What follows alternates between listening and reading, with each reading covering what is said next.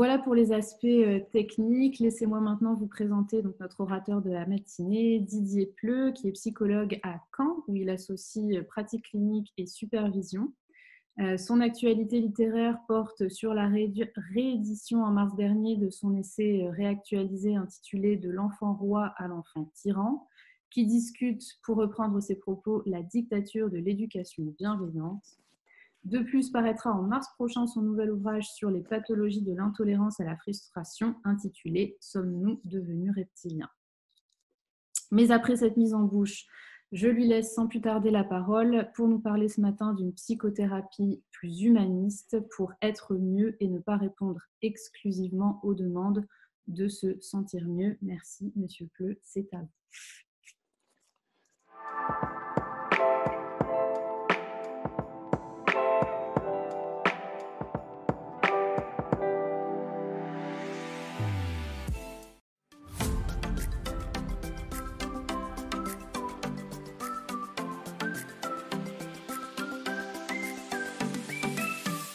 Bonjour à tous.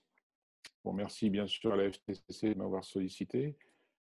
Alors, c'est un exercice qui n'est pas très facile, surtout quand on est un peu narcissique. On est bien dans une conférence, avoir des regards approbateurs ou des approbateurs, bref, faire un peu son show. Là, moi, je vois personne, je vois mon écran. Bon, ben voilà, je continue à travailler ma tolérance aux frustrations, même à l'âge. Donc, pas de souci.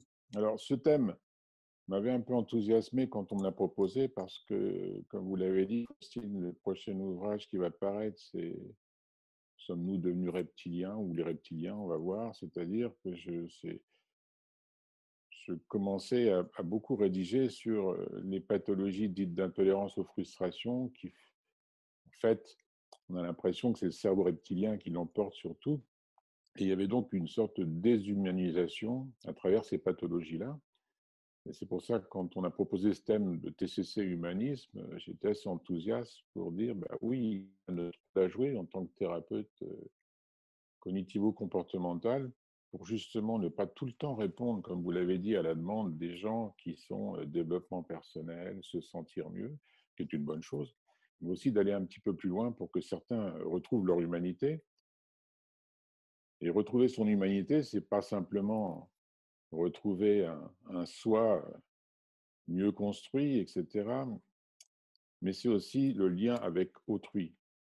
C'est ça aussi l'humanisme. Est-ce que les démarches en psychothérapie sont simplement pour soi ou aussi pour s'inclure dans un lien social? Et par rapport à ce sujet, tout de suite, ce qui m'est venu à l'idée, c'est que c'est difficile. C'est difficile de retrouver son humanité, toute son humanité, surtout que même si l'humain est un être social, il est surtout un être biologique. Et donc, il va falloir aussi aider avec les TCC à combattre certains déterminismes. Un des premiers déterminismes dont je vais parler, c'est le déterminisme biologique.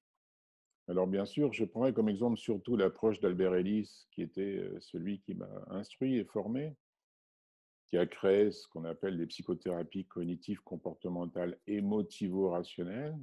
C'est un peu long, et moi j'ajoute même existentielles, dans le sens justement plus philosophique, la petite touche personnelle, comme on dit. Alors, sur le premier sujet, concernant les déterminismes biologiques, c'est une acceptation qui est souvent très dure, et vous le savez si vous êtes praticien, c'est-à-dire que quand une personnalité anxieuse sait que malgré les soins, elle risque de récidiver à un moment donné, ou une personne colérique, ou une personne déprimée, quand il y a une susceptibilité génétique, c'est une acceptation qui est très difficile. Oui, être humain, c'est aussi savoir qu'on a des influences biologiques. Et à ce titre-là, on l'a déjà évoqué, est-ce qu'on tombe dans le panneau de répondre au biologique par le biologique? Ça ne veut pas dire que je suis contre tout traitement avec des médicaments, bien sûr que non, on le sait très bien. Il y a des patients qui ne peuvent pas accéder à la psychothérapie s'ils ne sont pas aidés chimiquement. Il faut faire aussi très attention parce que j'entends aussi beaucoup de réponses et beaucoup de demandes qui vont dans le sens de j'ai une séparation, je suis anxieux, j'arrive pas à dormir, ceci, cela, etc. Et donc, donnez-moi tout de suite la pilule magique. La psychothérapie, ce n'est pas simplement tempérer les souffrances, c'est aussi les comprendre, et travailler pour un mieux-être. Sinon, on va tomber un peu dans le monde, dans le meilleur des mondes d'Huxley, souvenez-vous ce roman qui nous parlait de la fameuse pilule Soma, où effectivement, ils avaient trouvé la recette quand les gens n'allaient pas bien, quand les gens devaient continuer de vivre dans un pseudo-bonheur virtuel, on leur donnait cette pilule quotidienne pour aller mieux. Donc c'est un peu le danger avec les découvertes des neurosciences, c'est-à-dire si on redevient très organiciste, et souvenons-nous que la psychanalyse est quand même née à une époque où il y avait une tendance biologique forte. Et il y a quand même Freud, même si je ne suis pas très psychanalyste, qui a quand même dit il y a la parole, il y a l'être singulier. Il n'y a pas qu'un phénomène physiologique devant vous quand vous soignez. Donc, les neurosciences apportent beaucoup de choses. Mais quelquefois, j'ai des petites craintes par rapport à certaines découvertes. Et surtout qu'en plus, on se sert des neurosciences en ce moment pour que ce soit un peu la preuve. Vous le voyez bien dans des articles ou dans des émissions. Tout d'un coup, dès qu'on voit apparaître une diapo avec un cerveau en coupe, surtout s'il est de couleur, pour appuyer l'argument de l'expert, voilà, c'est dit, les neurosciences ont dit, il n'y a pas à discuter. Ben, si, il y a à discuter, parce que pour l'instant, les neurosciences, les expériences qui sont faites, la plupart sont faites à un instant T. Récemment, dans un colloque, il y avait un neuroscientifique, enfin une neuropsychologue qui me disait mais Pleu, vous n'avez rien compris, on sait maintenant avec les neurosciences que quand un enfant pique une colère, c'est très destructeur au niveau des transmissions synaptiques, etc., etc. Et je demandais mais comment vous savez ça, que c'est très destructeur, et comment vous savez si l'enfant ne va pas récupérer autre chose après sa colère? Ben, la personne disait si, quand on passe un électroencéphalogramme à un enfant et qu'on provoque une petite colère, etc., on voit bien qu'il se passe quelque chose dans sa tête. C'est pour ça qu'il faut absolument éviter les colères des enfants, parce que c'est destructeur au niveau neuronal. Ah, éviter les colères d'un enfant, on n'est pas bien.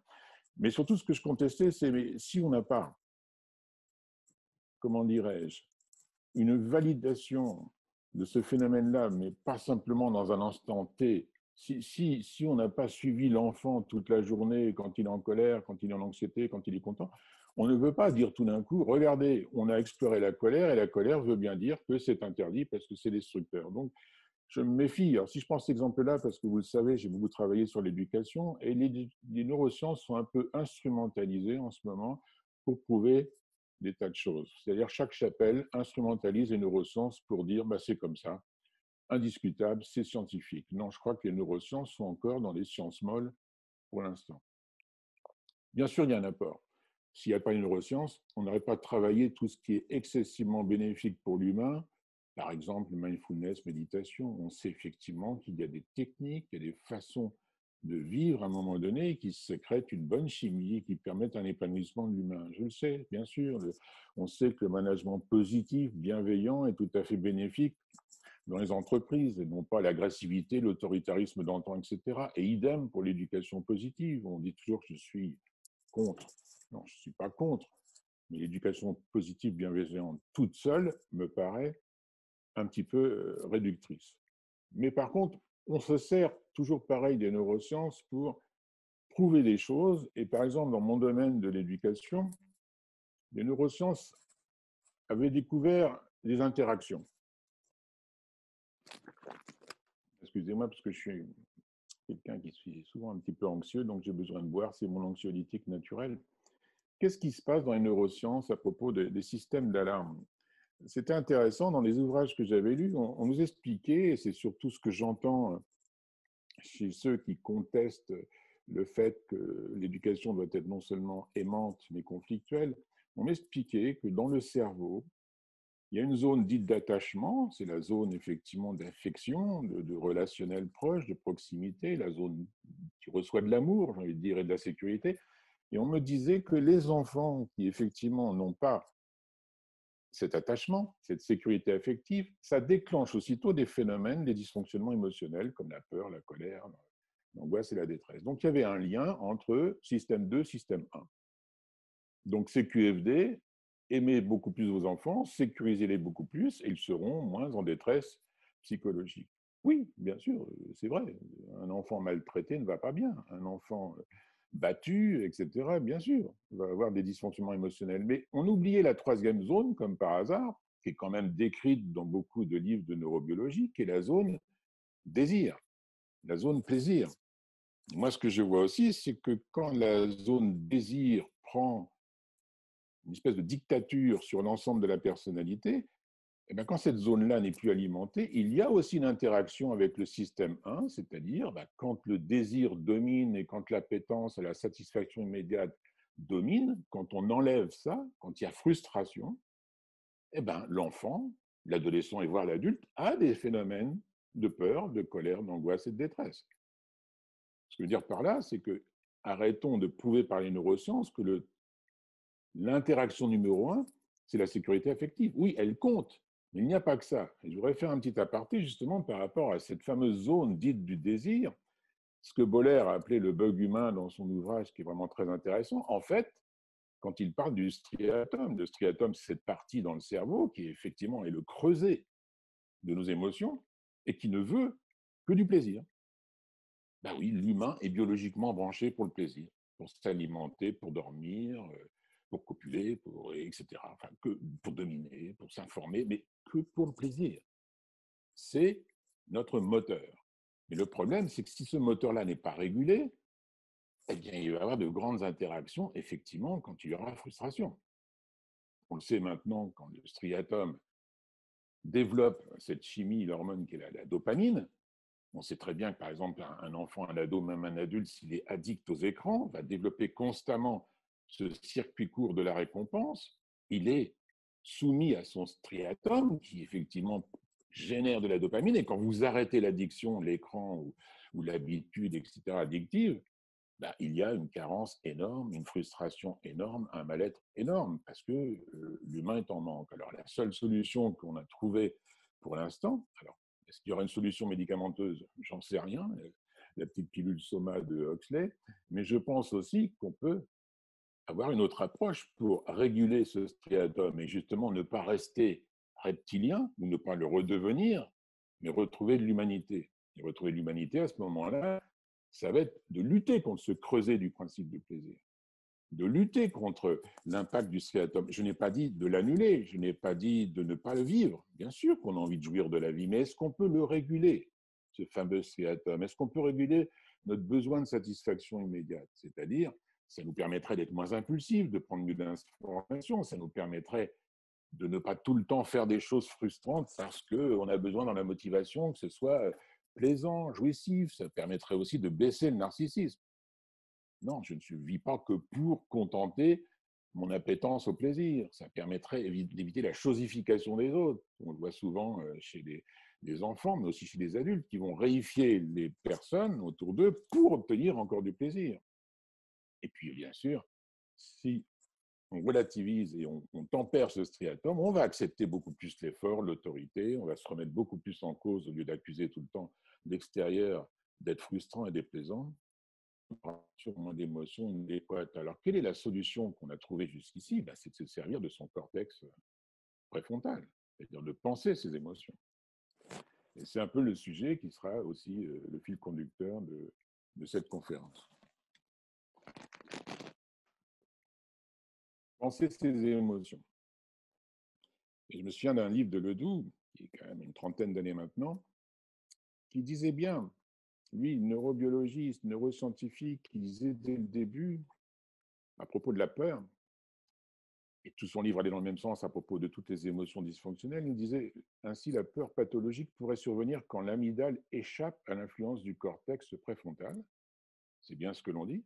Quand on ne travaille pas avec son cortex, cette faculté de penser, quand on ne travaille pas pour que le système limbique, le système émotionnel puisse se tempérer, et comme disait Ledoux, le traitement pourrait demander que le patient apprenne à développer l'activité préfrontale pour contenir l'expression de son amygdale. C'est ce que propose depuis les approches d'Ellis, qui est quand même le père des approches cognitives, Beck, un de ses élèves, redonnons à César ce qu'appartient à César, c'était bien le but.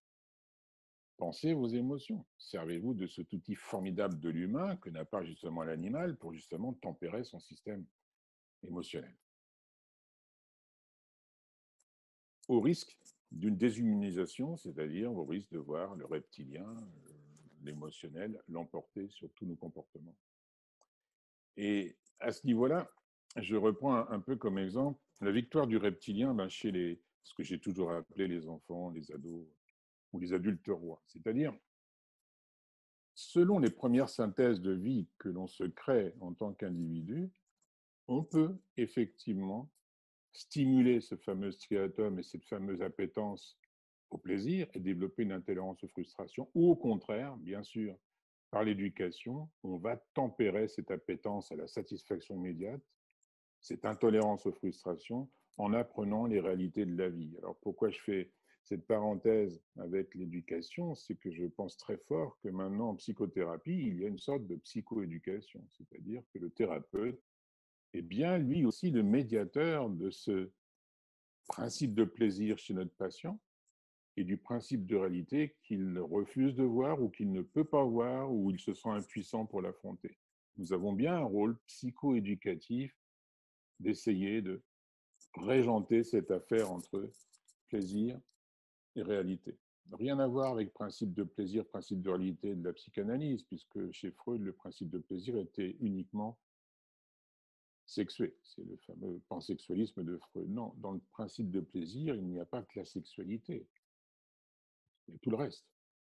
Manger, etc., tous les plaisirs de la vie, de création, d'épanouissement, d'affection, tout participe à vouloir plus de plaisir. Alors, je n'ai pas dit qu'il fallait manquer d'amour, qu'il fallait se battre, qu'il fallait l'éducation spartiate, mais est-ce qu'on peut réguler ces choses-là? C'est pour ça que je dis toujours dans les conférences avec les parents, c'est l'éducation, c'est amour et frustration. Sans amour, on est dans l'autoritarisme, sans frustration, on est dans la permissivité. Donc ça commence très jeune. Très jeune, l'enfant a besoin d'une médiation parentale pour justement déterminer ce qui est bien, ce qui est mal. Alors, ce n'est pas du tout à la mode, on traite toujours ça de moraline.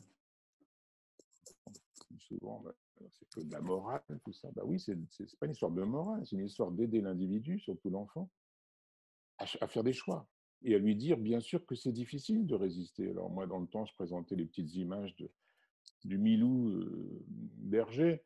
Bon, maintenant, c'est un peu obsolète, mais maintenant, je peux aussi prendre vice-versa, la petite bande dessinée de Disney qui est très bien faite, pour exprimer toujours cette espèce de combat qu'il y a dans la tête chez l'enfant entre l'appétence à la satisfaction, la peur, etc., toutes ces émotions qui peuvent être dysfonctionnelles et qui sont effectivement régulées par, dans la bande dessinée, par une émotion qui est plus rationnelle, par quelqu'un qui parle, qui pense ses émotions, et dans l'éducation, bien sûr, par les parents. Donc oui, au départ, l'humain ne peut pas s'empêcher, même si effectivement Camus avait dit un homme ça s'empêche. Non, je crois qu'un homme a du mal à s'empêcher à cause de ce biologique qui veut tout le temps du plaisir. Et s'il n'y a pas une médiation très tôt, eh bien l'enfant risque d'être tout le temps dans ce principe de plaisir et va se déshumaniser en devenant un enfant roi, c'est-à-dire tout pour moi, les autres sont choses difficiles, etc.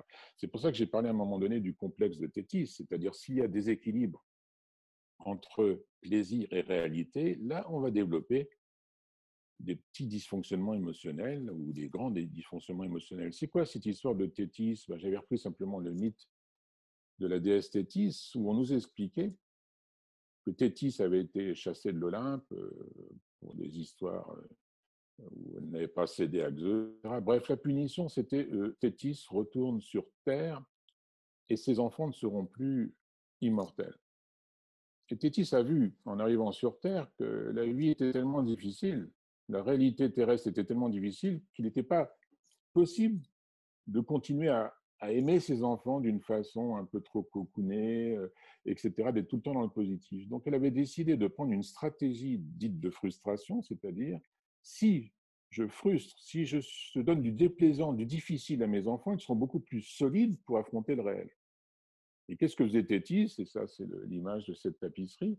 C'est qu'elle plongeait tous les matins ses enfants dans l'eau du Styx, le fleuve mythique de la mythologie. Mais souvenez-vous, bien sûr, comme elle tenait Achille, ses fils, par le talon, elle n'a pas immergé ce fameux talon et c'est devenu ensuite la symbolique du talon d'Achille, c'est-à-dire la symbolique de la faillibilité humaine. Mais ce que voulait dire le mythe de Tétis, c'est que si on n'équilibre pas le plaisant, l'affectif, le jouissif, le sécurisant, avec du difficile, du délicat, de l'effort, du déséquilibre, on risque de dysfonctionner au niveau de son accommodation au réel. Alors bien sûr, il n'est pas question de revenir aux blouses grises, de revenir à une éducation spartiate où tout était gris, la vie n'est pas drôle, on n'est pas là pour se marrer, etc. Non, c'est pas ça du tout. C'est les deux. Il y a autant de complexes tétis quand il y a trop de plaisir, mais il y en a aussi quand il y a trop de frustration. Et moi qui suis maintenant plus que sexagénaire, on était élevé, pas tout le monde, mais beaucoup étaient élevés dans ce contexte d'autoritarisme où il y avait trop de frustration, où on ne valorisait ni l'ego, ni la créativité, ni la singularité, mais c'était comme ça. On était formaté pour aller au régiment. Et mon cousin partait défendre l'Algérie, français, et tout ce tralala. Bref, ça a changé, mais on a basculé un peu trop dans le développement de l'ego, puisqu'il avait été ratatiné dans les décennies précédentes. Donc, qu'est-ce qu'on a eu? Quand des enfants ou des adolescents souffrent de ce fameux complexe de Tétis et qui commencent donc à se déshumaniser parce qu'ils répondent trop à leur cerveau reptilien et à leur appétence au plaisir, on a vu que beaucoup en font trop. Les parents sont souvent dans ce qu'on appelle de l'excès. Ils sont dans l'excès de consommation, hein, des écrans, se faire tout le temps plaisir. On le voit bien au moment de Noël, c'est du n'importe quoi. C'est dans la surstimulation. Mon enfant doit faire tout, du sport, de la musique, du jonglage, de la bibliothèque, du relationnel, du judo. Enfin, bon, voilà. Après, on se plaint qu'il y a plein d'hyperactifs.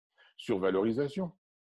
On est tout le temps en train de dire, bah, c'est formidable ce qu'il fait. Bref, ça développe l'ego.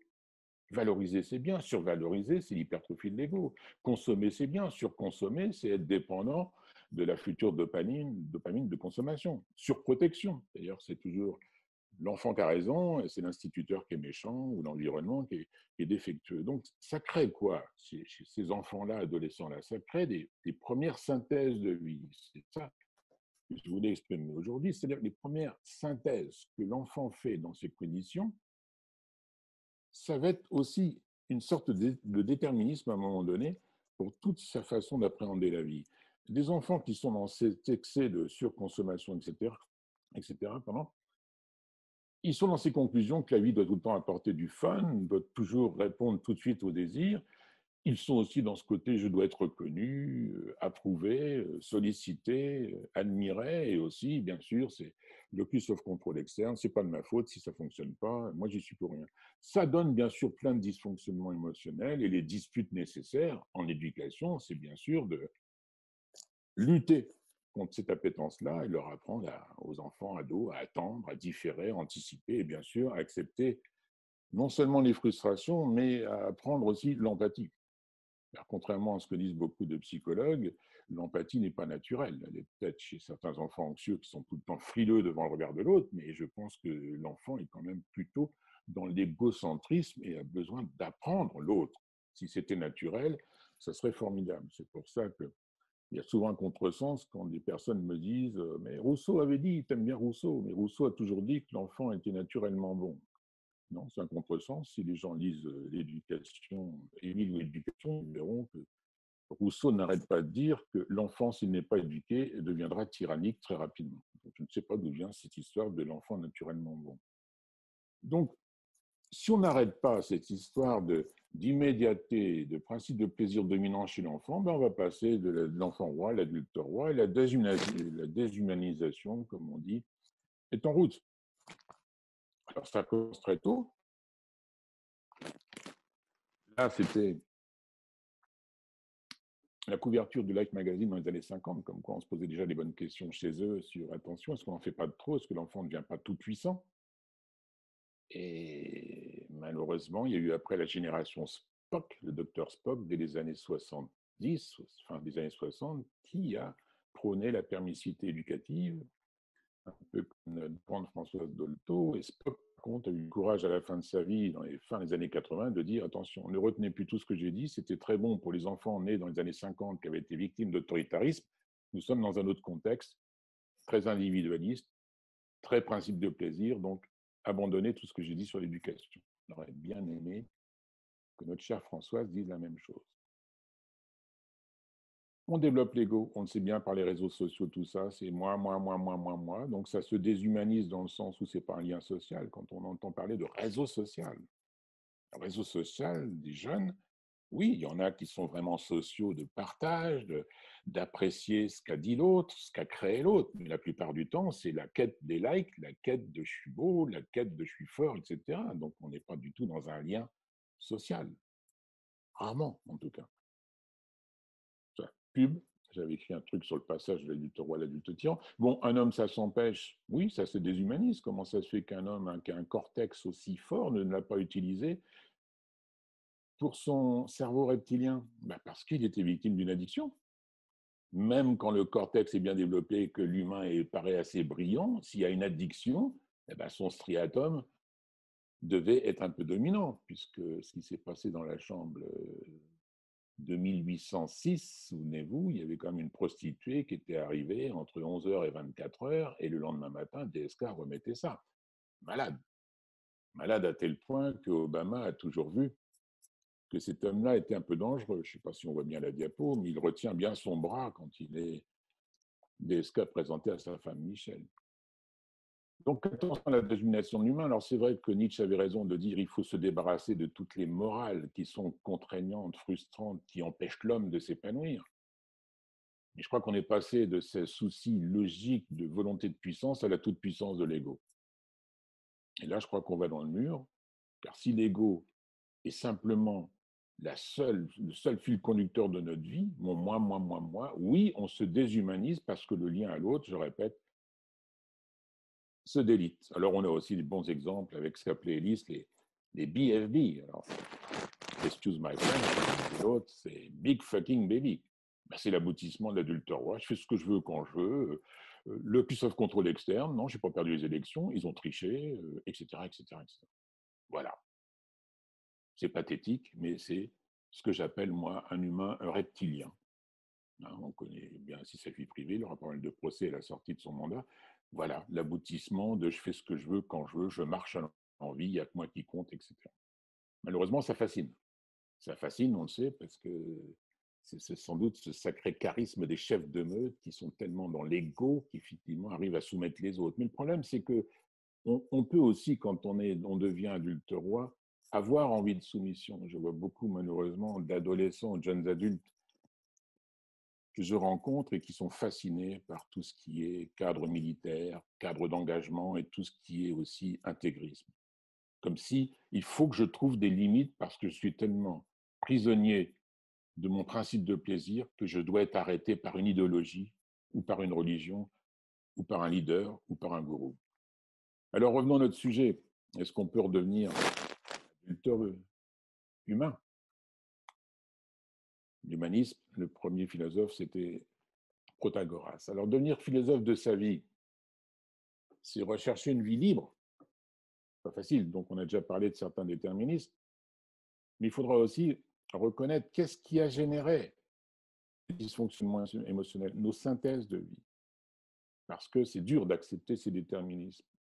Alors, bien sûr, je suis de l'école d'Albert Ellis, et c'était vraiment lui qui m'a appris à me servir de cette façon de penser nos émotions, et il était effectivement contre tous les déterminismes, non pas dans le sens où je les ignore, mais on va travailler tout ça. Et c'est pour ça que je pense que son approche était avant tout une psychothérapie, comme on dit, existentialiste, c'est-à-dire de redonner au patient la responsabilité de son dysfonctionnement émotionnel, même si ça a été déclenché par des facteurs affectifs, familiaux, sociologiques ou biologiques. C'est pour ça aussi que quelquefois je souris quand on me parle de nouvelle vague. Alors je dirais un peu le mot de Michel Audiard. Quand on lui a parlé de nouvelle vague au cinéma, il disait oui, des nouvelles vagues vaguement nouveaux. Et je pense qu'Ellis n'est pas du tout à mettre de côté. Il y a eu des tas de sous-rubriques ensuite, ACT, thérapie des schémas, qui ne sont pas négligées, qui sont des bonnes choses. Mais c'est Ellis qui a été le premier à dire est-ce qu'on peut se servir autrement de notre cortex, de notre façon de penser. Ellis était très proche de Sartre, qui ne se sont jamais rencontrés, mais il a beaucoup lu Sartre. Et quand j'avais fait l'interview d'Albert Ellis pour le livre noir de la psychanalyse, il y avait un chapitre où, effectivement, il parlait de sa fascination pour Sartre, parce que pour lui, effectivement, Sartre avait raison quand il avait évoqué, c'était dans le L'être et le néant, à la fin, il y a un chapitre sur la psychanalyse existentielle selon Sartre. Effectivement, ça plaisait beaucoup à Ellis en disant, mais c'est ce qu'on recherche dans les approches cognitives. On veut que l'humain pense mieux, prenne sa responsabilité, essaie de travailler sur comment tout ça, ça s'est construit et qu'est-ce que je peux faire maintenant pour en sortir. Et justement, quelques petites phrases de l'existentialisme et de l'humanisme, c'est Sartre. Ça, j'ai repris ça parce que quand on avait discuté avec Ellis, il me citait souvent ce livre, L'existentialisme est un humanisme. Et regardez, ces deux phrases à propos des déterminismes. Comme dit Sartre, si comme Zola nous déclarons, alors je ne sais pas, je ne vois pas tout l'écran, j'espère que vous le voyez, parce que là c'est coupé pour moi au niveau des images. Bref, ce que Sartre est en train de dire, eh bien, si on pense comme Zola que toutes nos difficultés actuelles viennent d'un déterminisme, qu'il soit organique ou psychologique, ben, dans ce cas-là, je suis responsable de rien.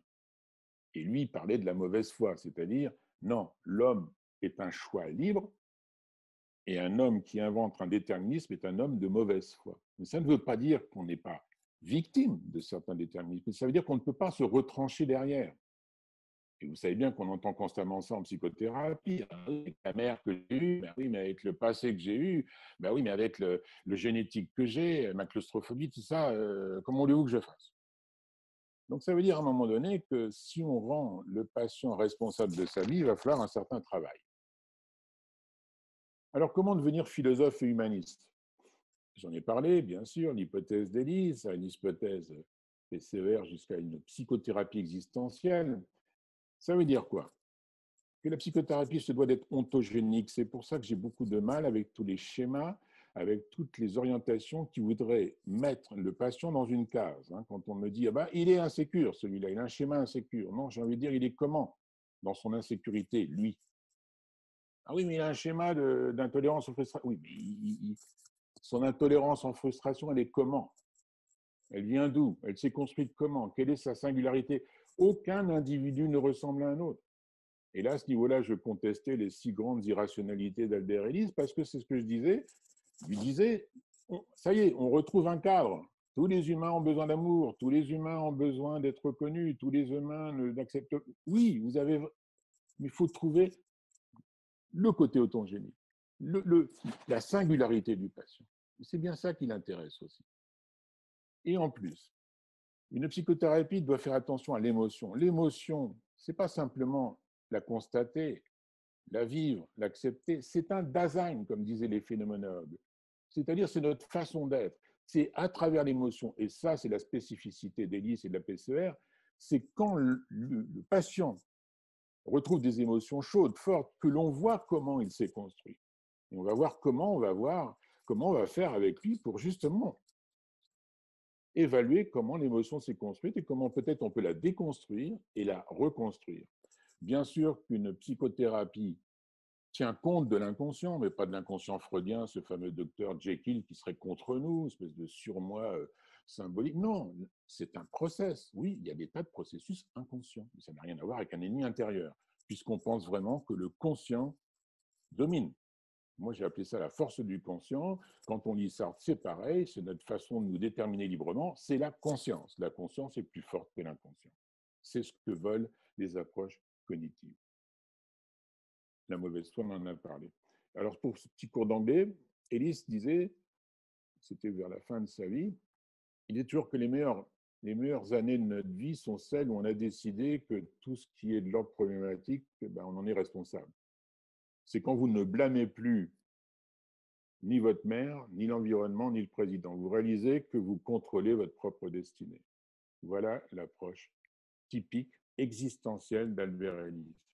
Mais par contre, le souci que je voyais avec la PCCER, un peu comme dans beaucoup d'autres approches cognitives comportementales, c'est qu'on a l'impression que le thérapeute ne s'intéresse qu'à l'actuel, qu'à la synthèse actuelle. Oui, qui est importante, qu'il faut travailler. Mais on a l'impression que c'est mis de côté, c'est le pourquoi des synthèses. Vous savez, souvent on entend dans les disputes socratiques, où est-ce que c'est écrit que? Et souvent les patients, ils nous répondent, bah, c'est écrit quelque part. Alors, comme s'il y avait un tabou, comme si on ne voulait pas aller travailler où est-ce que c'est écrit dans nos approches cognitives comportementales, comme s'il y avait une espèce de relent psychanalytique et que ça devenait tabou. Non, il y a des synthèses actuelles émotionnelles, cognitives qui viennent de synthèses émotionnelles passées. Donc, quelquefois, la volonté de se sentir mieux ou de donner des outils de développement personnel aux patients fait qu'on oublie cet aspect historique de la personne. Là encore, tout récemment, quelqu'un me disait, c'est en supervision, en téléconsultation, et la personne me disait, ah, ben, j'ai du mal, c'est la première fois elle me soumettait à un enregistrement d'une thérapie, une séance de thérapie avec sa patiente. Elle me disait, ah, ben, ce qui était le plus dur, c'est de savoir que vous alliez écouter ce que je fais. Elle m'a dit, pourquoi? Bah oui, je sais, j'ai toujours un peu de problème avec le regard de l'autre, tout ça, ok. Mais elle me disait, j'avais l'impression d'être de nouveau une petite fille devant vous. Ah bon? Donc je commence activateur, qu'est-ce qui s'est passé? Se faire superviser, anxiété, qu'est-ce que vous vous dites? Ben, j'ai peur d'être mal vu. Et en fait, dans la chaîne d'inférence, ben, j'avais l'impression de revivre exactement quand je demandais à des gens importants, quels gens importants. Ben, par exemple, ma mère, j'avais demandé un jour quand j'étais petite, comment tu me trouves? Elle m'avait répondu, ben, t'es normal. Et en fait, ça l'avait marqué, cette personne-là. Si qu'elle était normale, ça voulait dire pour elle, à 5 ans, un enfant ne se dit pas ma mère relativise, ne veut pas hypertrophier mon ego, ou je ne sais pas quoi, ou elle n'est pas très gratifiante et tout. Qu'est-ce que se dit l'enfant quand on lui répond t'es normal? Ben, je ne dois pas être très belle, je ne dois être pas forcément très intelligente. Selon ses expériences sont biologiques, il fait une synthèse émotionnelle qui peut être tout à fait irrationnelle et qui va justement constamment s'amplifier, si ça n'a pas été traité à un moment donné, jusqu'à l'âge adulte se dire mais si jamais mon superviseur me trouvait standard, normal, une cotation un petit peu moyenne, je risque de ressentir le même mal-être quand ma mère me disait que j'avais 10 sur 20. Non, à 5 ans, on ne peut pas penser son 10 sur 20, mais peut-être qu'à 35 ans, on peut se dire, bah, il peut me trouver bête, truc, mais j'ai d'autres choses dans la vie qui font que... Et puis le système de cotation est un système, de toute façon, dangereux. J'arrête de travailler sur l'estime de moi et plutôt travailler sur l'acceptation de moi. Alors, quand on parle de l'histoire du sujet, c'est bien sûr la question des récidives. Souvent, on entend ça chez les patients. Mais oui, ça va mieux avec les outils que vous me donnez d'affirmation, de confronter certaines aberrations, l'irrationalité que j'ai dans ma tête, etc. Mais ça recommence. Et en fait, ce que j'ai repéré, c'est que ça recommence surtout dans le domaine relationnel et affectif, les répétitions. C'est pour ça qu'à un moment donné, la question c'est de se poser, c'est est-ce que les TCC sont insuffisants? Alors, est-ce que nos chers lacaniens ont raison? Non, ils n'ont pas raison. Mais de temps en temps, on est trop dans le développement personnel, dans l'outil pour se sentir mieux, et on ne veut pas aborder cette histoire d'empreinte. Je répète, comme s'il y avait un tabou. Parler des empreintes, ça est forcément aller avec les autres chapelles. Oui, les TCC, parfois, sont bonnes, mais sont aussi superficielles. On voit bien dans ce dessin, par exemple, que le thérapeute TCCiste traite tous les symptômes en même temps, le vertige, la claustrophobie, la peur des animaux, etc., etc. Oui, en exposant nos patients à des situations qu'ils évitent, on redéconditionne tout cela. Mais attention à ne pas faire une espèce de conditionnement à la couée. Parce que je vois qu'il y a des expositions où on ne va pas plus loin que les expositions, mais des fois ça soigne et c'est très bien, et les gens ne veulent pas plus, donc arrêtons-nous là. Mais quand on reparle effectivement de ces récidives au niveau des empreintes affectives, je crois qu'il faut aller un peu plus loin et non pas simplement rationaliser en disant, bah, écoutez, tout le monde a eu forcément quelquefois des passés un petit peu délétères, des mères ceci, des papas comme cela. Bon, ça n'empêche pas de vivre et on peut effectivement retrouver l'amour plus tard avec son épouse, ses enfants, etc. Non, ça, ce sont des rationalisations. Ça fait du bien de se dire ça, mais ça ne va pas assez loin. Je pense qu'il y a des symptômes conditionnés qui ont besoin de nos techniques pour déconditionner, mais dès qu'il s'agissait du blessure affective, quand l'empreinte émotionnelle ressurgit, je pense que là, il y a un autre travail à faire. Alors, j'avais écrit ça dans La Révolution du vivant, et là, j'ai reçu de la part de mes collègues TCCistes, certains en tout cas, une certaine levée de bouclier. Ça y est, il vire sa cutie, lui, il est en train de redevenir psychanalyste. Qu'est-ce que c'est que cette histoire-là? Non, si on lit La Révolution du divan, je ne reparle pas de l'inconscient surmoïque freudien maltraitant, je ne reparle pas du contexte d'Oedipe, je ne reparle pas du pansexualisme. Non, non, je dis simplement ce que j'ai déjà évoqué. Est-ce qu'on peut développer les approches cognitives, dont celle d'Élise, pour qu'elles deviennent plus existentielles, en tenant compte de l'histoire du sujet? Donc, il n'y a pas de rétropédalage et je ne suis pas en train de me tatouer en disant vive Lacan, vive Elisabeth, et voilà. Non, non, je ne vire pas ma cutie, je reste tout à fait dans les mêmes réticences par rapport à la psychanalyse qui, elle, on le verra, et on ne sait pas le sujet d'aujourd'hui, mais veut humaniser le patient pour qu'il retrouve sa singularité, effectivement, en étant avec une certaine observation et constatation des premiers traumas. Mais il s'arrête là. C'est là que l'approche cognitive comportementale est plus subtile. On peut retourner dans le passé, dans la construction de l'émotion, mais on va reconstruire différemment. Oui, votre mère vous a maltraité et forcément, il y a des blessures affectives à ce niveau-là, mais surtout, vous avez généré des synthèses cognitives qui sont devenues émotionnelles et qui sont souvent là, ce sont les empreintes. Mais on peut les disputer, les confronter, les déséquilibrer avec son cortex un peu plus tard. Donc, travailler l'émotion et non pas l'interpréter, c'est la grande différence avec la psychanalyse. On l'a dit, l'émotion est un design. On va essayer de retrouver les synthèses de vie de la personne et on va essayer de prendre un exemple pour savoir comment on le fait.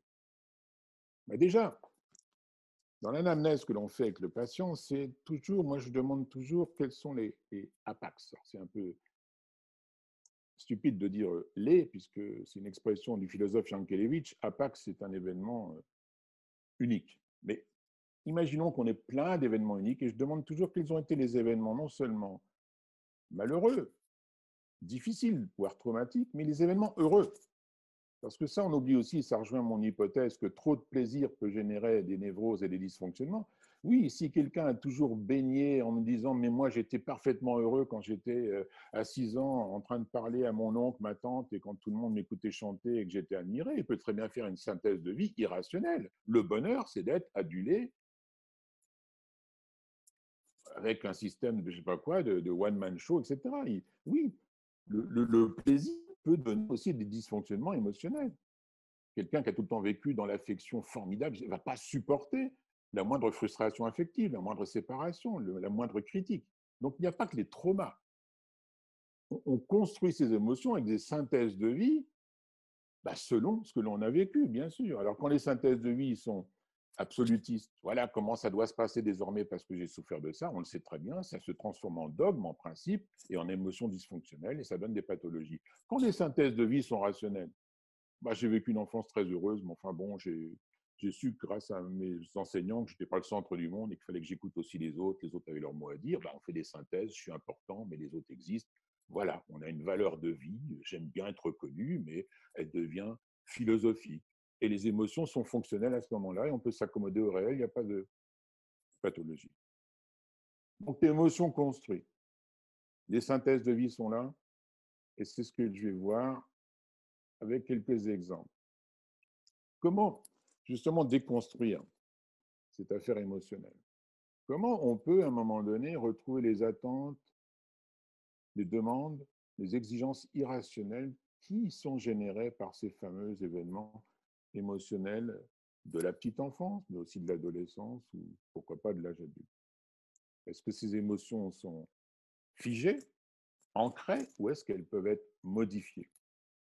Et est-ce que surtout, il faut trouver leur origine? Je pense que oui. Alors, qu'est-ce que l'on fait dans le modèle cognitif? Vous savez, c'est la fameuse formule ABCDE d'Ellis, c'est-à-dire qu'on va demander l'activateur, comme je vous parlais de cette psy qui était anxieuse dans le fait d'être supervisée. Donc, il y a un événement activateur, il y a des conséquences émotionnelles. On va bien sûr dans le B, qu'est-ce que vous vous dites? Mais on va provoquer un C, une conséquence émotionnelle chaude. Chaude. Quand la psychologue à retrouver l'histoire, ça me rappelle quand j'avais demandé à ma mère comment j'étais, c'est parce que j'appuyais sur, oui, c'est anxiogène de savoir que j'ai écouté, et je faisais la grimace justement en disant, j'ai écouté la cassette du patient, d'un air de dire, pas terrible. Et là, je voyais bien qu'elle n'était pas bien. Et qu'est-ce que vous dites là?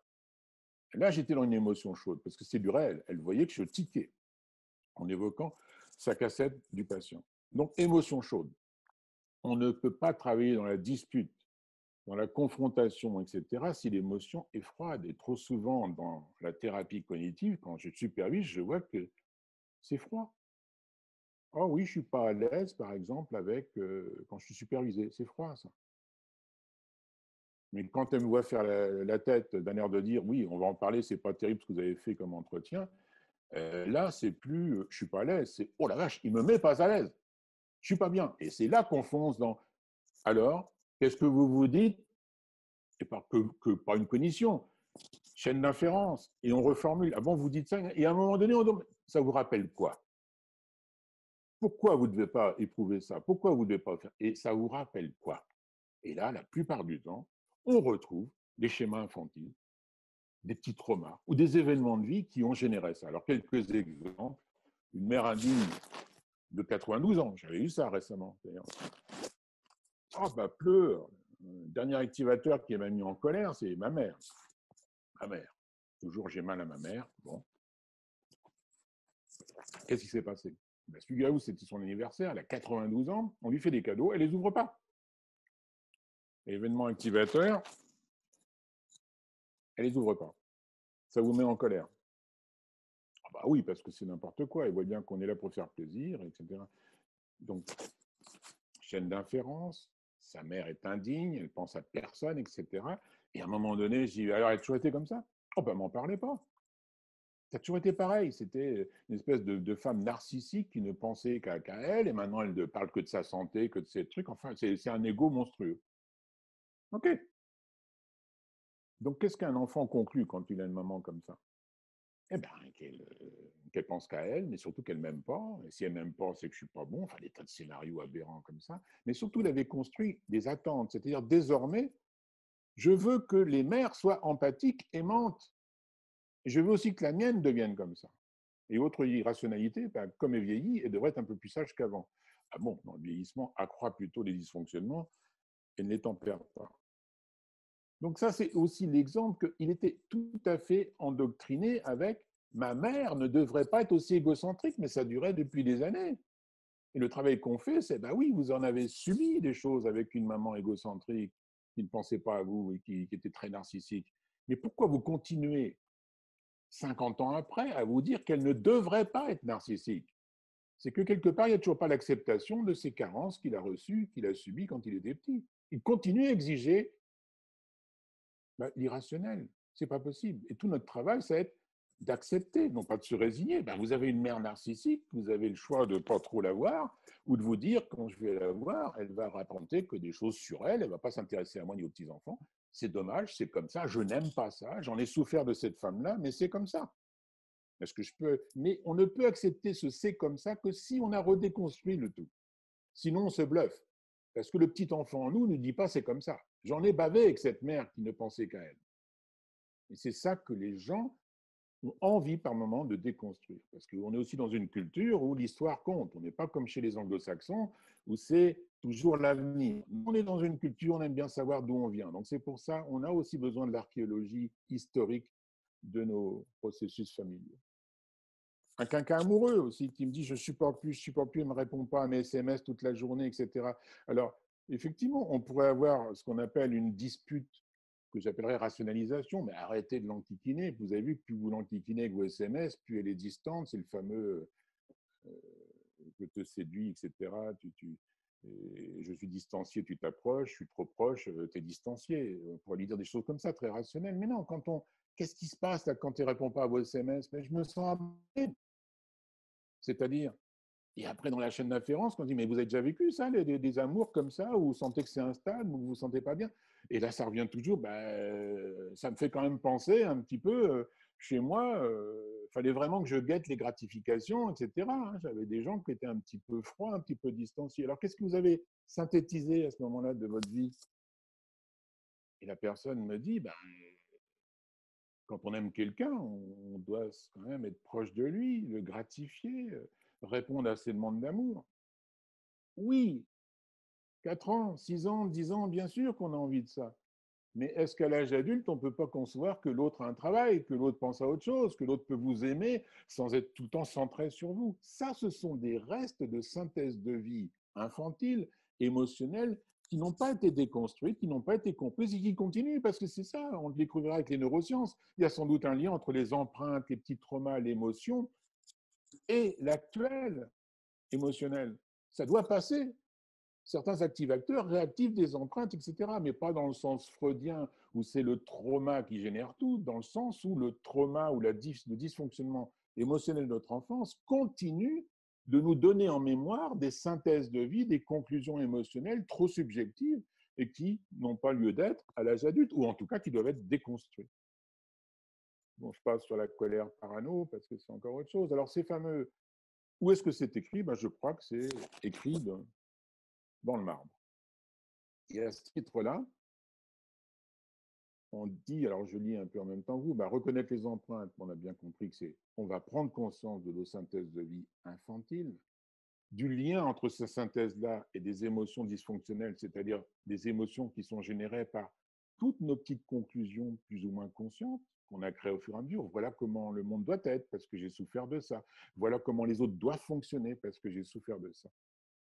Et bien sûr, à un moment donné, il n'y aura pas d'autre solution que d'être dans ce qu'on appelle une philosophie de l'acceptation. Non pas de se résigner, de l'acceptation. J'ai souffert de ça, j'ai construit des choses comme ça, mais je ne peux pas changer ces blessures affectives-là. Mais si je ne les accepte pas, si je suis dans le déni, si je n'ai pas vu d'où ça venait, je risque effectivement de laisser marcher cette histoire d'empreinte et de stimulation émotionnelle actuellement. C'est le risque. Donc, les trois acceptations qui nous permettent d'être résilients, c'est bien sûr l'acceptation inconditionnelle de soi, mais aussi de son histoire et de ses empreintes, qui est souvent, à mon avis, mis de côté. Bien sûr, l'acceptation des autres et l'acceptation du réel. Alors, un autre exemple pour terminer. Je me souviens d'Aline. C'est un exemple que j'avais cité dans La Révolution du Divan. Elle était venue me voir, elle travaillait dans le monde social. Elle était venue en disant, je suis complètement troublée parce que j'ai l'impression que je suis amoureuse d'une femme qui me manage. Elle était très, très, très perturbée. Bon, on cause, etc. Et puis elle me dit, de toute façon, moi je souffre vraiment, je me sens très déprimée parce que quand elle est très gentille avec moi, j'ai une sensation fantastique de bonheur. Et quand elle s'en va, quand elle est critique dans une réunion, je me sens dévastée, détruite et très déprimée. Donc elle avait une certaine bonne intelligence émotionnelle, mais elle ne comprenait. Elle dit, j'ai jamais été attiré par les femmes. J'ai bien regardé tout ça au niveau de mes sensations, tout ça, mais il n'y a jamais eu d'ambiguïté. Mais maintenant, c'est pas un désir physique, mais je me sens amoureuse d'elle avec. Et c'est là qu'on travaille. On travaille sur qu'est-ce qui a pu construire ça, ce sentiment de dépression quand une personne est positive avec vous et parfois négative. Et là, elle dit, vous savez, moi j'ai fait une psychanalyse et je sais pertinemment que je suis quelqu'un qui souffre de symptômes abandonniques. Elle dit, ah bon, qu'est-ce que la psychanalyse vous a fait travailler? Et elle me raconte que c'est une femme qui a été, comment dirais-je, qui a été dans une famille d'accueil parce que sa mère l'avait abandonnée à 4 ans. Et elle me disait, j'ai retrouvé en psychanalyse qu'effectivement, quand j'avais 5 ans, 4 ans et demi, j'allais souvent dans le jardin, mais ma mère biologique habitait dans le même village que moi. Et je savais qu'elle avait une petite voiture rouge. Et moi, souvent, j'étais au portail le samedi parce que je savais qu'elle faisait ses courses à ce moment-là. Et pratiquement tous les samedis, je voyais cette voiture rouge passer devant le portail et ne jamais s'arrêter. Elle dit, c'est là, je sais que c'est là que j'ai vécu mon trouble d'abandon et que j'aurai toute ma vie. Et moi, je passais sur autre chose. Attendez, qu'est-ce que vous êtes dit en tant que petite fille à ce moment-là? Je me suis dit que j'étais quelqu'un de pas bien. Je me suis dit que j'étais quelqu'un qui était maltraité et surtout, je me sentais inexistante puisque ma mère ne s'arrêtait pas. Et après, on a travaillé sur, mais qu'est-ce que vous avez construit avec ça dans votre tête, les attentes, etc. Je ne veux plus désormais que des personnes importantes me traitent comme ça. On ne doit pas me traiter comme ça. Moi, j'ai envie que de personnes stables qui m'aiment. Elle dit, d'ailleurs, quand j'avais 15 ans, j'ai enfin trouvé chez une monitrice qui était formidable, une personne qui m'aimait réellement, qui faisait attention à moi, qui était stable, etc. Elle dit, ah oui, alors vous en avez conclu quoi? Finalement, elle a vu qu'elle avait construit une demande de bonheur qui était quand on est bon, aimant avec moi, je suis heureuse. Et à un moment donné, elle a pris conscience que c'est le même rejeu qu'il y avait avec son manager femme, c'est-à-dire une sensation de bonheur quand elle s'intéressait à elle et une sensation d'abandon et de déprime quand elle n'était pas positive avec elle. Et ce que l'on a travaillé, c'est, oui, c'est la même émotion que vous avez ressentie avec la petite voiture rouge et la même émotion que vous avez ressentie avec cette monitrice qui était formidable. Mais ce sont les conclusions émotionnelles faites à 5 ans pour le portail et la voiture rouge et à 15 ans quand vous étiez ado et en quête d'une image significative et aimante. Mais par contre, ça générait des attentes et des demandes irrationnelles actuelles. Et c'est ça qu'on va contester. Vous répondez subjectivement comme la petite fille de 5 ans ou l'ado de 15 ans, quand vous êtes dans cette phase avec votre manageuse séductrice. Et ce qu'on a travaillé avec elle, c'est effectivement, elle croyait qu'on ne pouvait que souffrir de son trauma. Non, le trauma crée des irrationalités, des émotions dysfonctionnelles que l'on peut travailler cognitivement et comportementalement. Elle pensait très fort que tout le rejet détruisait. Non, le rejet peut aussi construire, etc. Mais justement, ce que je ne voulais pas, c'était faire des disputes dites de rationalisation, du style, c'est pas grave, on a tous des passés traumatiques, il faut bien dépasser ça. Le rejet, on a tous connu ça. Ce qui ne tue pas l'homme le renforce. Et l'amour d'autrui qui rend heureux, ben non, quelquefois, c'est pas possible. Non. Quand les gens ont fait des synthèses de vie aussi ancrées dans le marbre de leurs émotions, ils ne peuvent pas entendre simplement un thérapeute qui a un bon sens et qui leur dit de relativiser comme ça. Donc, on a surtout travaillé sur vos synthèses émotionnelles de la petite enfance et de l'adolescence ont donné des exigences. Je ne veux pas revivre une situation d'abandon. C'est impossible. C'est impossible. La vie, c'est des séparations, des ruptures, des décès, des maladies. On ne sait pas. On doit m'aimer, pas me rejeter. C'est pas possible. Si vous vivez avec un égocentrique, si vous vivez avec des enfants rois, il y aura du rejet, du conflictuel, du difficile. Et on doit m'aimer pour que je sois heureux. C'est bien d'être aimé, mais si c'est existentiel, ça n'est pas peu. C'est ça qu'on va contester pour qu'il y ait une meilleure philosophie de vie. Et quand elle disait je dois me méfier des humains, pas méfier, mais les voir tels qu'ils sont. C'est-à-dire qu'on ne peut pas demander aux humains de combler nos carences affectives. Les humains ne sont pas tous fiables. Il y a aussi des humains faillibles et humanistes. Donc l'acceptation pour elle de son histoire, ça a été de reconnaître tout ça, de la souffrance de l'abandon, d'accepter qu'elle a vécu un mal-être profond avec une mère pas aimante et qui l'a abandonnée, et d'accepter le risque d'être insécurisée, parce qu'elle le sera toujours dans une relation. L'empreinte reviendra. Il faudra qu'elle travaille à chaque fois sur attention, attention, dès que je suis dans une relation affective, je risque inconsciemment de quémander un peu trop et d'être irrationnelle, et je risque aussi d'être séduite par les personnes qui vont me donner en apparence beaucoup d'amour. C'est toutes ces choses-là qui sont une sorte de mode d'emploi quand les choses vont revenir. Parce qu'on ne peut pas effacer les empreintes sur le disque dur. C'est pour ça qu'on dit toujours qu'une psychothérapie, c'est avant tout un travail. Et Chaline, elle a aussi accepté l'inconditionnellement les autres. L'autre ne peut pas compenser mes manques, qui était quelque chose d'absolutiste chez elle. Non, l'autre, il peut être empathique, il peut être fiable, il peut être aussi égocentrique et ne pas faire attention à soi. Acceptation inconditionnelle de la réalité, c'est-à-dire voilà ma vie, voilà mon histoire, c'est, mais ce n'est pas simplement c'est en aval, c'est en amont, en déconstruisant, en reconstruisant, et c'est en reconstruisant, et c'est à un moment donné cette véritable philosophie qui s'inscrit, c'est-à-dire la philosophie, comme on dit avec Misrahi, du préférable.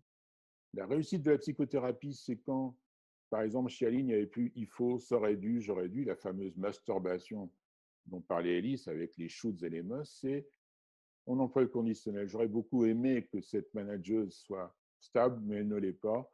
Elle est séductrice, elle me déséquilibre. Ça a fait mouche avec mes empreintes, mais je sais maintenant que ce n'est pas une histoire d'amour, c'est une histoire d'appétence que j'avais, de quémander des choses qui sont irrationnelles. Et les empreintes, mon histoire, font partie de moi. Donc, elle acceptait ensuite, on peut être avec un manager qui est un peu pervers, on peut aussi vivre avec une enfance qui aurait pu être heureuse, mais qui ne l'était pas. Et puis, on peut trouver aussi des gens sécurisants et trouver un autre bonheur. C'est le préférable. J'aurais aimé que, mais je tiens compte du réel. Donc la médiation, vous le savez bien, elle se fait par la dispute socratique, des questionnements, mais aussi empiriquement. Dans cette approche-là, j'ai bien sûr demandé à cette femme, eh ben, on va voir si ça tient dans le réel. Et c'est là qu'on devient très comportementaliste. Ce n'est pas simplement une prise de conscience intellectuelle. Ça va être, est-ce que vous pouvez être conflictuel avec vos enfants? Est-ce que vous pouvez être négatif avec votre mari? Est-ce que vous pouvez être affirmé avec un collègue de travail? C'est-à-dire, est-ce que vous pouvez oser exister et ne pas tout le temps quémander à être sécurisée, séduite et aimée?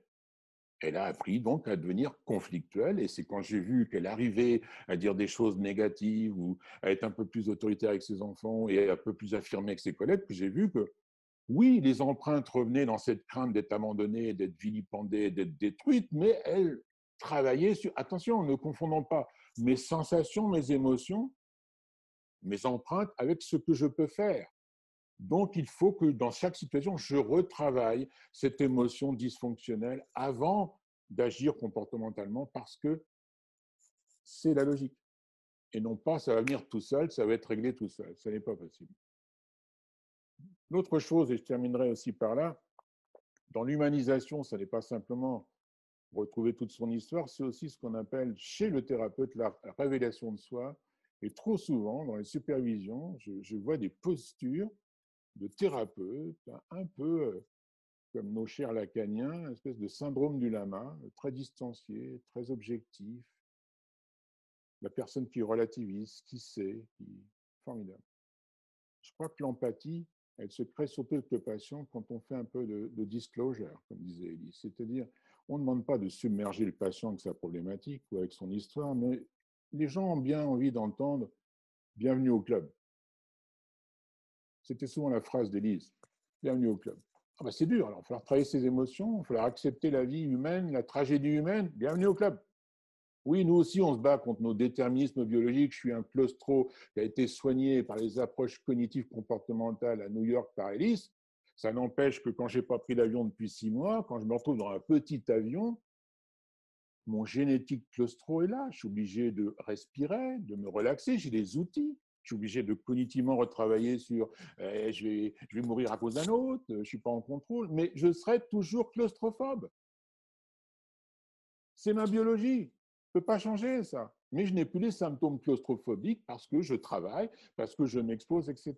Mais c'est l'acceptation humaine de tout cela qui fait qu'on va pouvoir dépasser.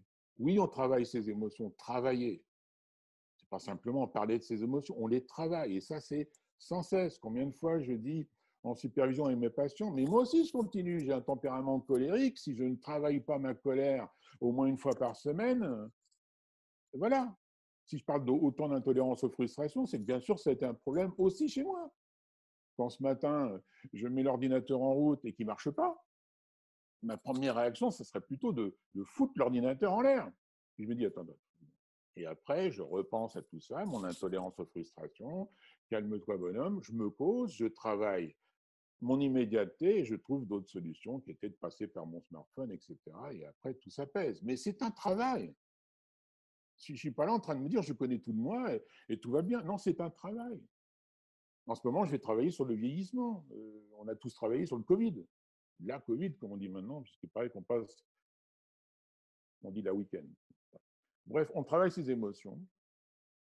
On montre aux patients qu'on est tous faillibles.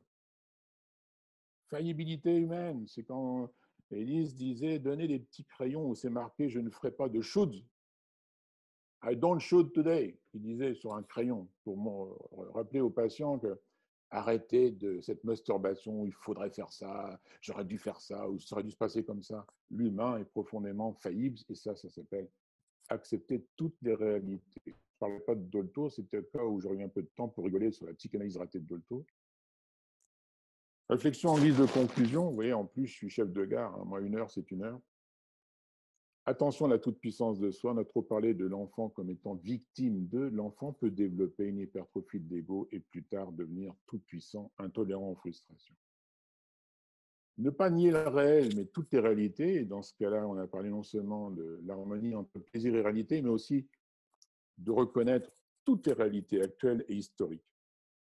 Je pense qu'on ne peut pas être un humain total si on n'accepte pas toute son humanité, dans toute son humanité, c'est aussi accepter son histoire, ses déficits, et pas simplement espérer avec ses talents s'accommoder facilement. Et ça, je crois que si on peut se parler, se comprendre, relativiser, être empathique envers soi, je pense que là, on sera forcément empathique aussi avec les autres. Et c'est bien ça le but d'une thérapie, c'est vous allez être mieux. Et être mieux, ce n'est pas simplement pour vous, pour confronter certaines failles, c'est aussi pour être un être social.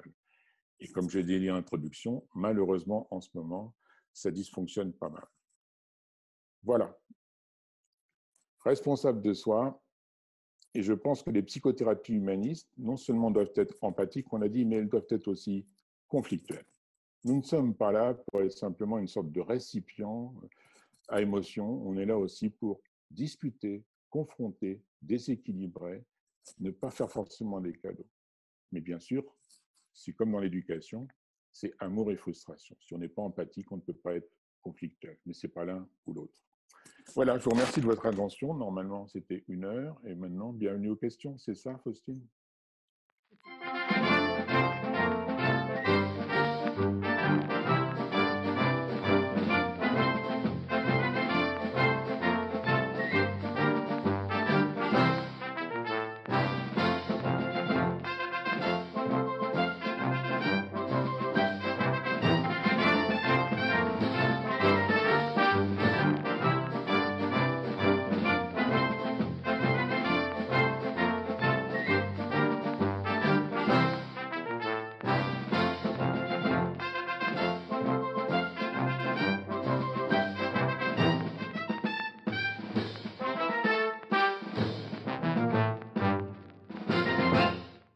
C'est exactement ça. Bravo pour le parfait storytelling et merci beaucoup pour cette excellente présentation. Alors, si je peux me permettre un petit commentaire, est-ce que, parce que je trouve que votre propos réconcilie les 3 vagues de la TCC finalement avec ce que vous disiez tout à l'heure, que non, la 3e vague ne fait pas disparaître la première et la seconde, et je vous rejoins totalement là-dessus. Et est-ce que la citation de Marc Aurèle qui dit que la force me soit donnée de supporter ce qui ne peut être changé et le courage de changer ce qui peut l'être, mais aussi la sagesse de distinguer l'un de l'autre pourrait correspondre à votre propos, sans extrapoler. Bien sûr, vous savez bien qu'à l'origine des approches cognitives et dans cette philosophie de l'acceptation, on parlait toujours avec Alice des philosophes stoïciens. Mais attention, le stoïcisme, c'est aussi accepter la providence. C'est comme ça la vie. Non, la psychothérapie, c'est pas simplement accepter la vie telle qu'elle est et arrêter de se chiffonner pour des choses, c'est aussi qu'est-ce que je pourrais changer là-dedans ? Qu'est-ce que je pourrais changer ? C'est ça mon propos sur déconstruire et reconstruire. C'est pas simplement je suis claustrophobe, c'est comme ça. Je ne peux pas changer ça. Non, non, je le suis. Donc, je travaille ma claustrophobie en m'exposant, en retravaillant cognitivement sur ce que j'ai connu comme angoisse dans la sens. Voilà. Mais ça n'est pas cette espèce de constat, les choses sont comme ça. Parce que trop souvent, c'est une position stoïque. Quel thérapeute ? Mais le patient, il n'en veut pas de ça. Le patient, il veut du changement, il veut plus de bonheur. Et je ne pense pas que c'est en étant simplement philosophe plaquage que ça marche. Mais oui, Marc Aurèle a aussi raison. Il y a un moment donné, l'acceptation, c'est bien de se dire, mais on ne peut pas changer notre passé. Mais si on rationalise trop tôt en disant, mais attendez, toute votre vie, vous allez vous dire que j'étais un enfant maltraité, donc je ne peux pas être heureux, je serai toujours dysfonctionnel. Bien sûr qu'à un moment donné, il faudra qu'il accepte ça. Mais pour ma part, il ne peut l'accepter que s'il a senti chez le patient l'empathie de dire, racontez-moi ce qui s'est passé. Qu'est-ce que vous avez construit d'aberrant, d'irrationnel et de dysfonctionnant ? Là, ça passe. Sinon, c'est un discours simplement, je vais faire un cours de philo s'il faut que j'apprenne à être mieux en étant stoïcien. Absolument. Et donc là-dessus, je lis un peu, là, je prends connaissance des questions, des commentaires aussi de la salle, il y en a plusieurs. Et donc, beaucoup pensent que ça fait du bien, effectivement, ce discours qui ne met pas de côté le passé. Là, je reprends des commentaires de l'auditoire. Alors, place aux questions tout de suite. Je les prends dans l'ordre pour lequel elles ont rempli... celles qui ont reçu le plus de votes vous sont posées en priorité, mais peut-être aurons-nous le temps de passer en revue toutes les questions. Donc, la première question est la suivante. La permissivité éducative émergeant ces dernières années peut-elle, selon vous, expliquer les phénomènes actuels d'agression sexuelle de type de ce qui a été vécu récemment avec l'histoire de la jupe? Avec l'histoire de... De la jupe. Je ne J'ai connais pas de pas cette précis histoire. ouais, j'ai pas de précision sur l'histoire de la jupe. Mais en tout cas, disons, est-ce que vous pensez que la permissivité éducative qui émerge ces dernières années pourrait expliquer les phénomènes actuels d'agression sexuelle?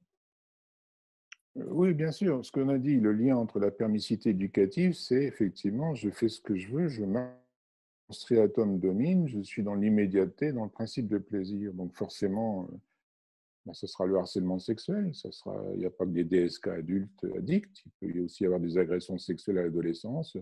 Il y a un sujet tabou, je me suis fait taper sur les doigts dans une émission de radio parce que ça choquait. On parlait de la fratrie, voilà, c'est formidable, etc. Et à un moment donné, j'ai dit, attention, il y a un grand tabou en ce moment. Je vois de plus en plus de sœurs ou de frères victimes d'un frère et sœur incestueux.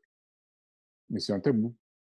Mais oui, mais si on est dans un climat permissif, si des enfants, effectivement, pubères, dans ce bouleversement pubertaire, n'ont pas une régulation adulte, une médiation adulte, s'ils sont avec leur smartphone, et bien sûr, sur le smartphone, à 11 ans, on n'est pas en train d'étudier Proust, on va voir des sites porno, il y a de grandes chances que s'il n'y a pas de médiation, si on ne parle pas de ces choses-là, si on ne dit pas ce qui est bien ou mal, on a le droit, ou ce qui est trop tôt, ce qui n'appartient pas à mon enfant, il y a des pulsionnels, des chevaux fougueux, des tempéraments plus libidineux que d'autres qui vont expérimenter ça sur le parent le plus proche. C'est-à-dire, c'est pas l'inceste paternel en ce moment, c'est l'inceste fraternel. Donc, c'est pour dire, oui, la permissivité, bien sûr, c'est l'absence de contrainte, de frustration, donc l'absence de régulation. C'est pour ça que je n'ai jamais dit que Dolto avait créé l'enfant roi, du tout. Mais elle ne parle jamais de frustration. Elle ne parle jamais de frustration. Et c'est ça le souci. Je ne dis pas que l'éducation bienveillante crée des enfants tortionnaires et tyrans, mais il ne parle jamais de frustration en amont.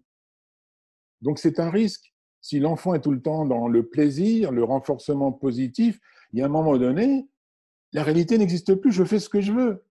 Je chosifie les autres, comme on a dit. Donc effectivement, quand on chosifie les autres, ça commence par les parents taxis, les parents blanchisseurs, restaurateurs, animateurs, banquiers.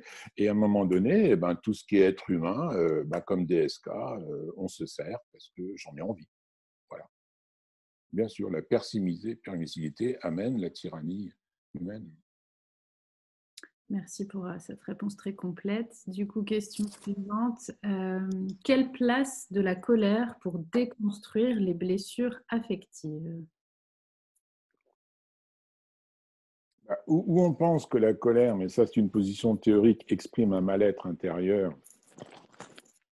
Oui, on disait souvent ça. Mais s'il est en colère, c'est qu'il y a un problème sous-jacent. La colère n'était jamais vécue comme part entière. C'est vrai que la colère, quelquefois, elle est symbolique d'autre chose. Elle exprime autre chose. Si je manque de renverser une petite fille dans la rue qui n'a pas fait attention au passage clouté, la première réaction, ce serait plutôt de lui dire fais attention si je ne l'ai pas tapé. Donc je serai en colère, mais là en colère parce que j'ai eu peur, très peur. Quelquefois on est en colère parce que ça exprime effectivement un ras-le-bol dans une relation de couple ou familiale où on explose ou professionnelle. C'est la seule façon de montrer qu'on ne peut pas s'affirmer, on n'est pas écouté, on n'existe pas. D'accord, la colère peut être expressive d'autres émotions sous-jacentes qu'il faut travailler. Mais il y a bien sûr la colère pathologique et ça, on en parle maintenant en nosographie, etc. Souvenez-vous qui est à l'initiative de la pathologie de la colère. Une fois de plus, c'est Albert Ellis. C'est Di Giuseppe qui a écrit le premier bouquin sur la colère. J'ai participé aussi après. Oui, la colère, c'est aussi l'émotion dysfonctionnelle des intolérants en frustration. C'est pour ça quand on me dit qu'il n'y a pas de caprice chez les enfants, non, l'enfant n'est pas pervers, mais un enfant qui est en colère, c'est souvent parce qu'il y a des caprices. On joue plus, on ne me chatouille plus, on m'alimente plus, donc c'est pas possible, je suis en colère. D'ailleurs, les Inuits le savaient bien, puisqu'ils disaient qu'il n'y a pas de mot pour exprimer la colère pour les adultes. Ils disaient, le mot que l'on a, nous, c'est un comportement d'enfant. Donc la colère est bien liée à l'intolérance aux frustrations. Et je vois de plus en plus de pathologies colériques parce que, combien de gens pètent les plombs, là, parce que c'est insupportable ce qu'a dit Castex pour le Nouvel An. C'est insupportable de vivre, ça me bouffe. Alors, il y en a qui sont anxieux, ah là là là, on va tous mourir. Il y en a qui dépriment, la vie pour le coup d'être vécu. Mais il y a surtout des colériques qui disent, ça me gave. Et cela triche, et cela met les autres en danger, parce que ça n'est pas supportable de restreindre ma liberté pour les autres. Donc, pour répondre à cette question, la colère a plusieurs significations, mais la colère peut être une pathologie à part entière. C'est pour ça qu'on part toujours du même principe en tant que cognitiviste. Dans quels événements vous avez ressenti de la colère, quels sont les activateurs, et c'est dans ce que va dire la personne qu'on va voir, est-ce que c'est une colère d'intolérance aux frustrations, est-ce que c'est une colère d'anxiété, ou est-ce que c'est une colère parce qu'il y a des choses qui n'ont pas été relativisées, déconstruites, un rappel, une empreinte de leur enfance, etc., ce que j'ai évoqué précédemment.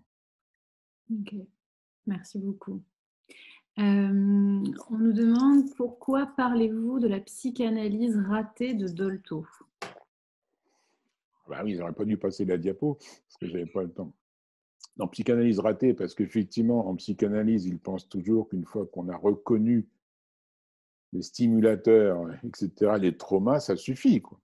Dolto, qui a fait sa psychanalyse avec Laforgue, vous savez, le beau collaborateur du pétainisme. Enfin, bon, on ne va pas rentrer là-dedans. Mais enfin, Dolto, effectivement, elle passe toute sa vie à contester l'autorité à partir des années 68, alors qu'elle était admiratrice de Pétain.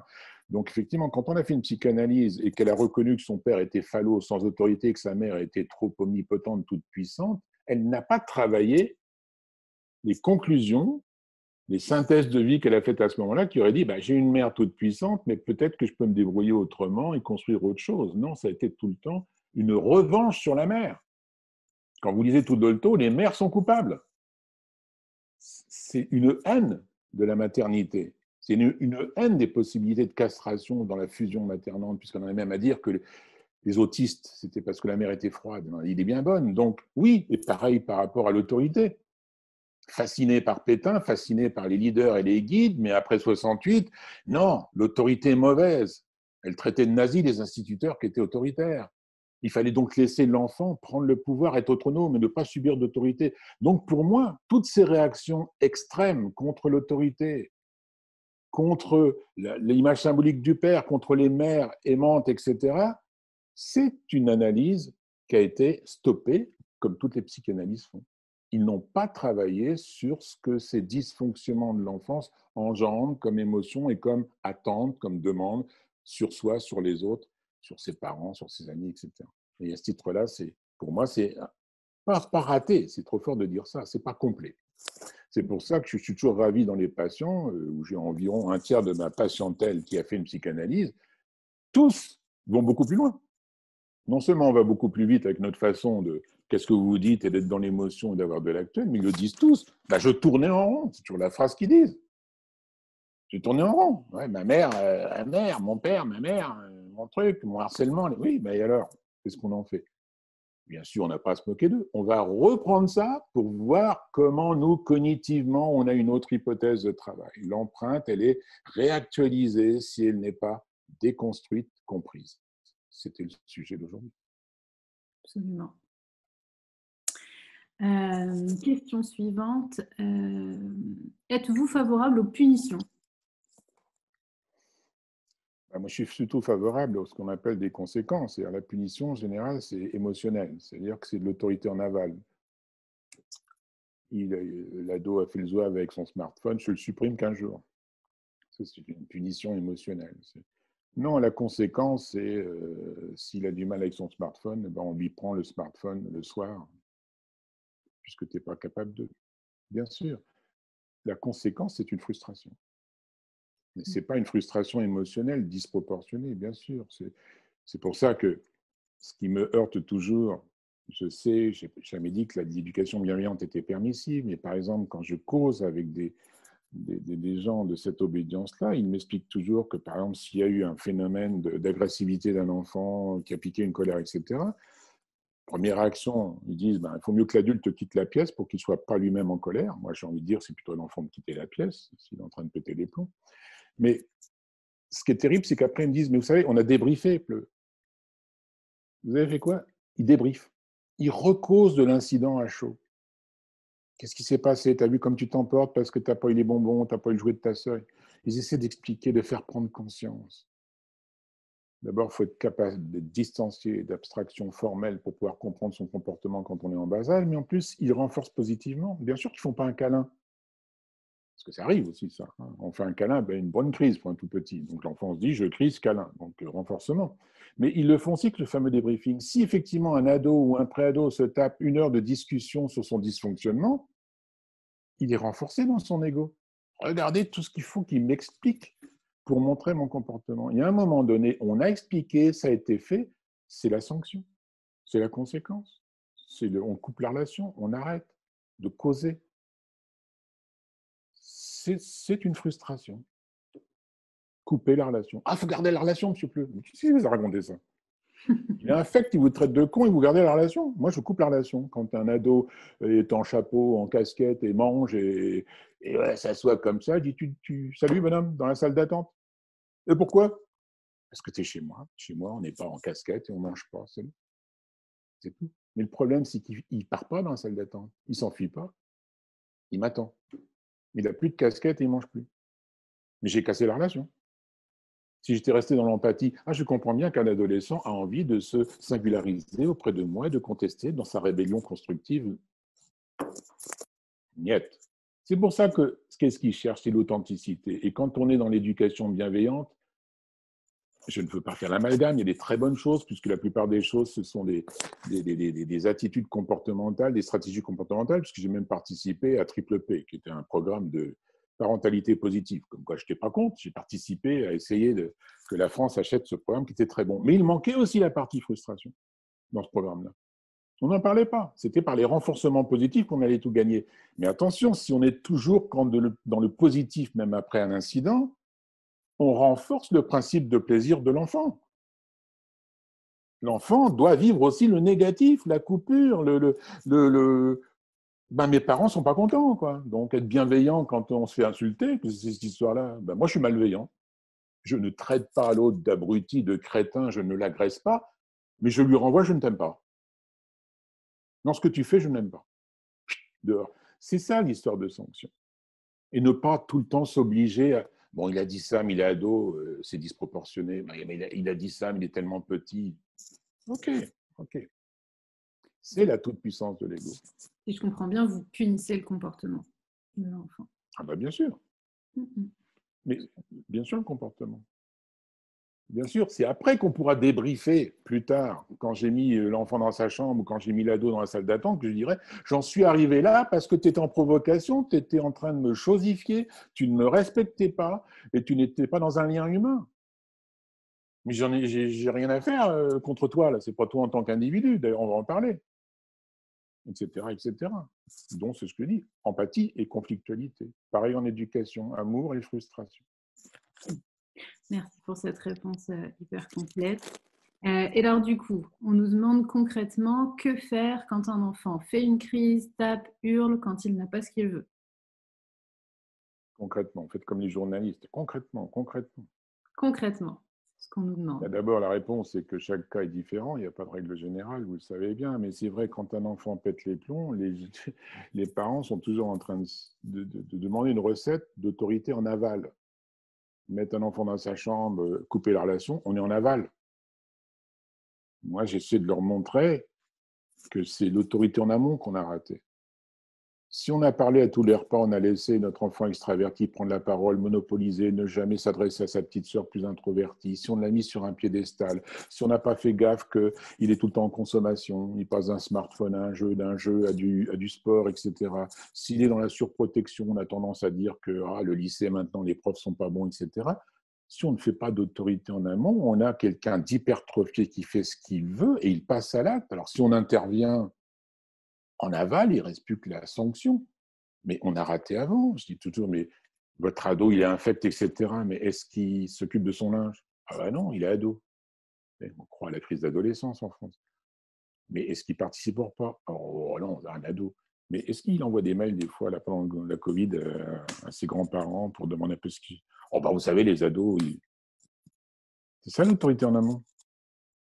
T'as pas envie, mais tu écris à tes grands-parents. T'as pas envie, mais tu participes à la nourriture. T'as pas envie, mais tu fais ton linge. T'as pas envie, mais tu fais ceci. Tu t'as ton téléphone. Voilà.